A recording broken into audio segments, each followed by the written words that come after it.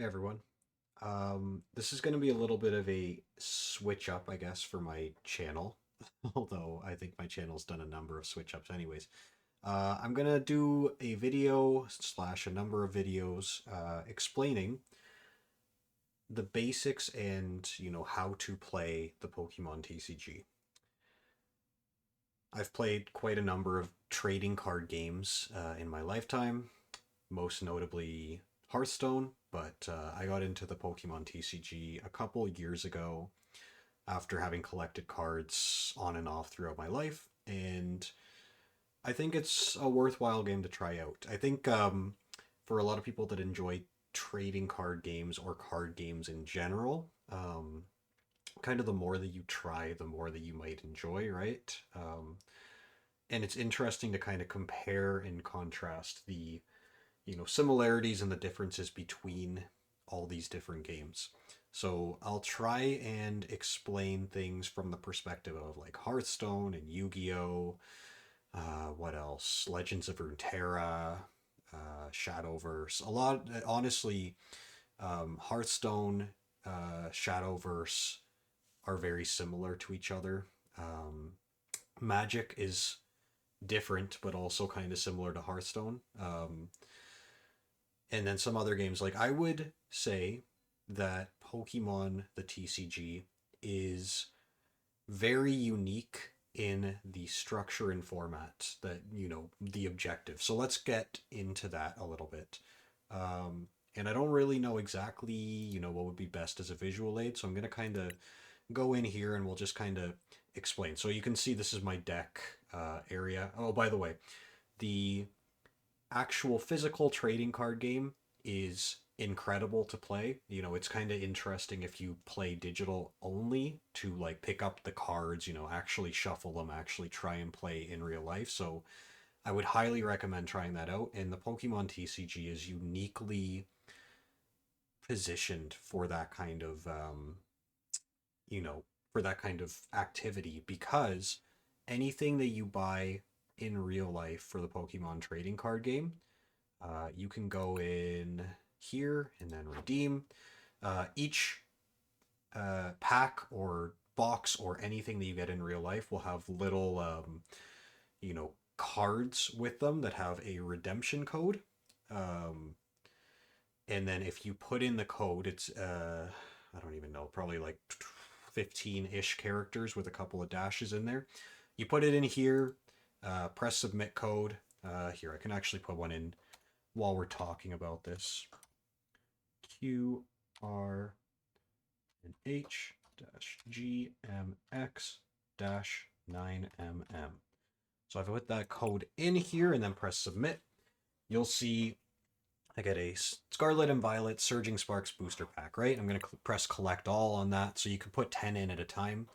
We'll open this up. So you won't get the same cards. If you get like a crazy booster pack in real life, you won't get the same cards in the game.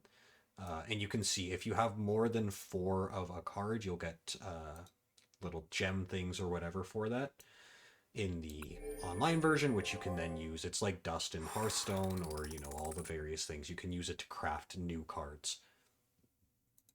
All that is to say, this game is uniquely positioned because to some extent you're encouraged to buy the physical media to then play with online.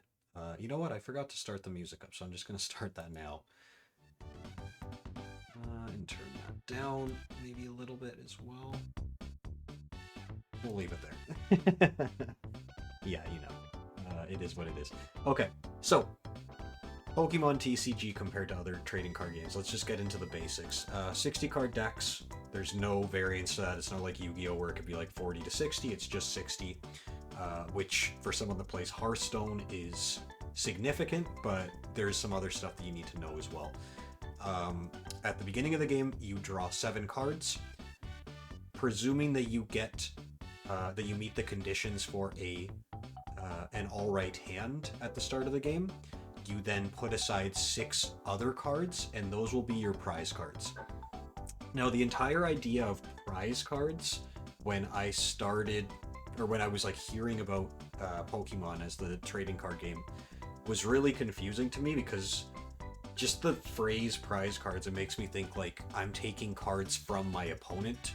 That's not how it works. The prize cards are from your own deck, and it's interesting because you don't get to choose them. Like, they're not like, you know, specific cards that you're like, okay, well, these ones are going to be the prize ones. They're not like your side deck or not side deck, your extra deck in Yu-Gi-Oh, where it's like, these are the ones that I can pull up from in specific situations. They are just 6 random cards from your deck. The only conditionality to that is that you need to have a basic Pokemon that's capable of being in the active spot, which I'll explain both of those things in a little bit here.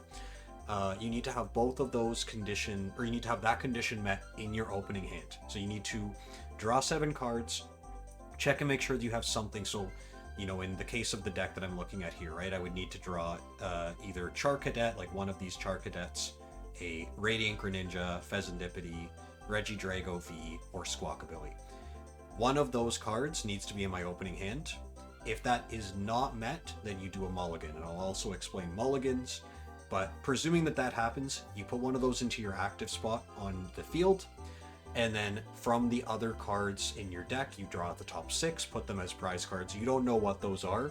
There are some specific cards in the game that will allow you to check or otherwise, you know, interact with your prize cards aside from just taking them.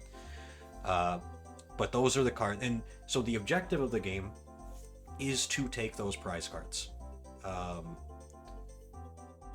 So you're trying to take 6 prize cards. Now, how do you take prize cards? In the most simplest terms, every KO that you get will give you 1 prize card. There are exceptions to that, which once again I will explain, you know, at a later point in time, I guess here. But if I was to attack with this Charcadet, you know, let's say that I attack with either of these attacks, and I'll explain these little symbols and, you know, the numbers and everything on this in a little bit. But let's say that I attack with this guy and I KO another Charcadet. I would take one of my own prize cards, and then that's in my hand, and I'm able to use it on subsequent turns.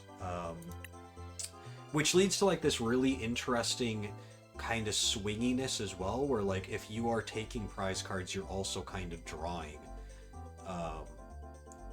So yeah, you know, it's very interesting. I'm gonna press test deck here just to kind of explain or to demonstrate that. So you'll see, okay, so the start of the game, you flip a coin before drawing your cards. I'm gonna say heads, which is another interesting thing compared to like Hearthstone or other games, is you choose, actually Yu-Gi-Oh's like this, but you choose your result of the coin flip, and then you choose whether you'd like to go first or second, based on whether or not you called the coin flip correctly. So well, this is actually a great example. So my opponent has a good hand, I don't. So I mulligan this because I didn't have any basic Pokemon in my hand. You can see I've got this guy, which is a stage 1. Once again, we'll explain that later. And then none of the rest of these are Pokemon. And actually I mulliganed twice. So in this hand, I also had 2 of this Pokemon and no other anything that's a Pokemon. So mulliganed twice, finally got a Charcadet in my hand. Now you're going to see here, because of the mulligans, when I press done, my opponent is going to have the option to draw, and they're probably going to draw twice. For each mulligan that you take, your opponent gets to draw an extra card at the beginning of the game. Which, to be honest, is a system that I like a lot more than, you know, let's say Magic the Gathering. Magic the Gathering has a system where, like, every mulligan that you take, you get 1 less card in some form or fashion. I believe it's that you put cards back onto your deck afterwards or something like that. I haven't played enough Magic to know exactly. And then with, you know, let's say Hearthstone, you choose cards from your hand and you replace them, which is a fine system as well. But in this game, you just give your opponent an advantage. And you see there, so he's starting with 2 extra cards because my deck was not set up in a way where I have many basic Pokemon. So it's kind of like a punishment in some ways for build, like if you were to build a very greedy deck, like let's say that you were to build a deck that only has 4 Pokemon out of 60 cards, you're probably going to end up mulliganing a lot. And this is a system that rewards, you know, not being greedy in that way, I suppose, right? Now, I'm not going to get into the nitty gritty. I'm not going to play out this entire game just because I would need to explain a significant amount of stuff that I haven't explained yet. Um, so I'll probably just press concede on this, and I think just for the start of the game information, I cannot believe that the AI just gave me like a smile after that. That's crazy. Um, yeah, so we're gonna kind of end off this video. So that's the basics. The basics are 60 card decks, draw 7 at the beginning of the game. Mulligan gives your opponent an advantage, and you're trying to take 6 prize cards of your own deck. You do that by taking KOs, and yeah. In the next video, I'm going to kind of explain the different types of cards in a deck. So we've got, well, I'll explain those in the next one. So look forward to that, and yeah, like if you liked it. Thanks.